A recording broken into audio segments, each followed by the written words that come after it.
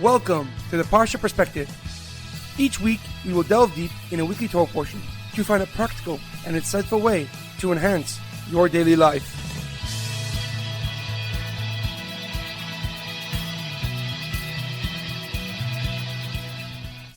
Thank you for tuning in. My name is Rabbi Shalom Yamini, and each week we will look into the weekly Torah portion to find practical and insightful ways to enhance your daily life. This week's Parsha Perspective is in honor of our homeland, Eretz Yisroel. May God protect our brave soldiers, and may God return all the hostages from Gaza immediately. This week's Parsha Perspective is in loving memory of my grandfather, Yaakov Yosef ben Aryeh Leib, Edward Ben Efraim, Shlomo Ben Edward, and Yirachmiel Daniel Ben Gedalia. May their souls be uplifted and may their memories be a blessing. This week's Torah portion is Parshas Vayera, Our Eternal Bond. Our Parsha begins with God appearing to Avraham Avinu shortly after his birth, after her circumcision. To ease Avram's pain, God made the sun exceptionally hot so that no travelers would pass by, leaving Avram undisturbed in his recovery. However, seeing how much it distressed Avram not to have anyone to welcome and to host, God sent 3 angels in the form of men to visit him. Avram eagerly brought these 3 travelers into his tent, offering them water to wash their feet and rest in the shade. He asked his wife Sarah to bake 3 matzahs for their guest, as it was the holiday of Pesach. Avram also sent his son Yishmael to prepare 3 small calves for their meal. And despite his recent circumcision, Avram personally attended to each angel, showing them tremendous care and hospitality. One of the angels came with a message. In precisely 1 year, Avraham Avinu and Sarah Imenu would have a baby boy, a son. And listening from the inside of the tent, Sarah laughed to herself, thinking it was physically impossible for her to have a child at her age. God addressed Avraham Avinu, questioning why would Sarah laugh at this prophecy, emphasizing that nothing is beyond his divine will. As a reminder of this moment when the baby was born a year later, he was named Yitzchak, which in Hebrew means laughter, capturing both the disbelief and the joy of an impossible dream fulfilled. The other 2 angels soon left Avram's tent to fulfill their mission. One was tasked with destroying the cities of Sodom and Gomorrah for their rampant depravity and immorality, while the other was sent to save Lot and his family, guiding them to safety. However, a question comes to mind. When Avraham Avinu encounters these 3 angels, the Torah refers to them as men. It says in the pasuk, "Vayisa inav, vayar v'hinai shleisha anashim nitzavim alav," and he lifted his eyes and saw, behold, there was 3 men standing near him or over him. Yet when they continued to Sodom to save Lot and to destroy Sodom, they are described as angels. The pasuk says, "Vayavo shnei malachim Sodoma," and the 2 angels came and arrived in Sodom. Why this shift in terminology? Why are they called men by Avraham Avinu and angels when they arrive in Sodom? What does the Torah aim to convey through this change in language and change in wording?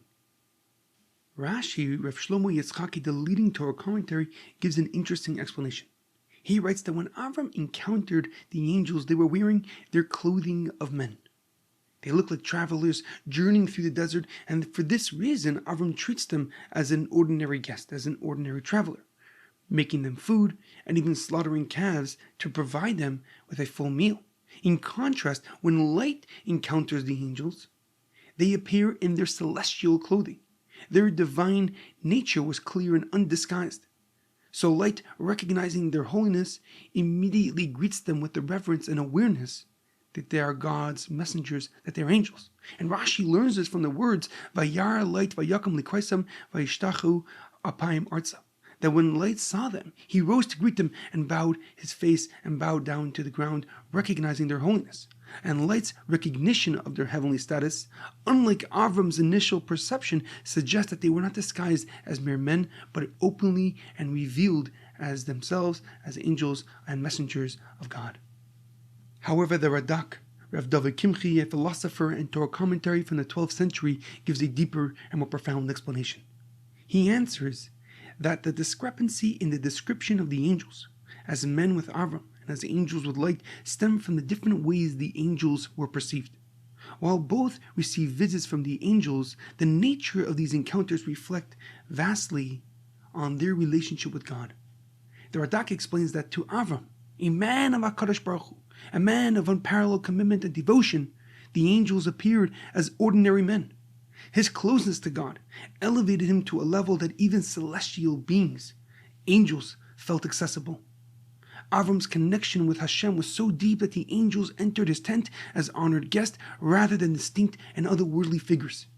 In contrast to Light's experience with the angels, while Avram's spirituality allowed him to perceive the angels as men, Light saw them in their true form, as angels, as divine beings. And unlike Avram, Light's relationship with God was distant and defined more by circumstance rather than a deep intrinsic connection. And therefore for Light, the angel's presence was vivid, overwhelming, and revealed a depth far beyond his reach.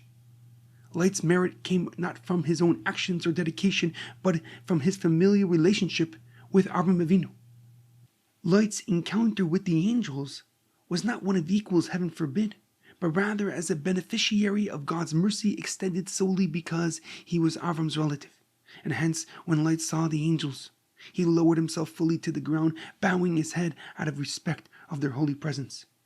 Conversely, Avram's holiness and spirituality stemmed from his unwavering commitment, his unwavering dedication to God, from discovering God on his own to defending his belief amid endless opposition from his family and society. Avram stands firm. And when we encounter Avraham Avinu, we encounter him as he embarks on a journey, from his birthplace and his hometown to a destination unknown, guided by God. And by the end of last week's Parsha, this spiritual bond is solidified with a physical covenant, the bris. A covenant spanning millennia forever binds the Jewish people to a godly experience. Avram's holiness, an almost angel-like mentality, was gifted to us as an inheritance. It's passed down through generations, inherently connecting us with the Creator, with the Master of the universe, HaKadosh Baruch Hu, our Father in heaven. This profound lesson is ever more relevant as our soldiers surpass more than 400 days in battle, as the war for Israel's existence continues. And these soldiers personify the holiness of Avraham Avinu, and those who have made the ultimate sacrifice. And may God avenge their blood, demonstrate a devotion that transcends the physical, echoing the commitment and dedication of Avraham Avinu to God's holy purpose. And their physical acts of courage continue Avram's legacy, lifting us from the mundane to the divine and inspiring us all to live with a godly perspective.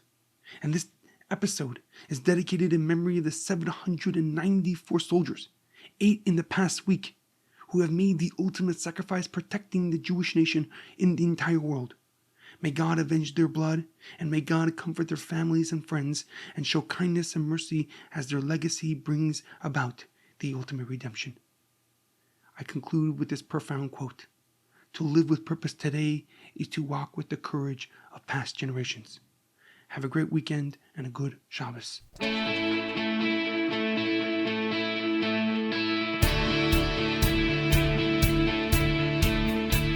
Thank you for tuning in to the Parsha Perspective. Check out our website, theparshaperspective.com. Send thoughts and comments to theparshaperspective@gmail.com. Till next time, thanks for listening.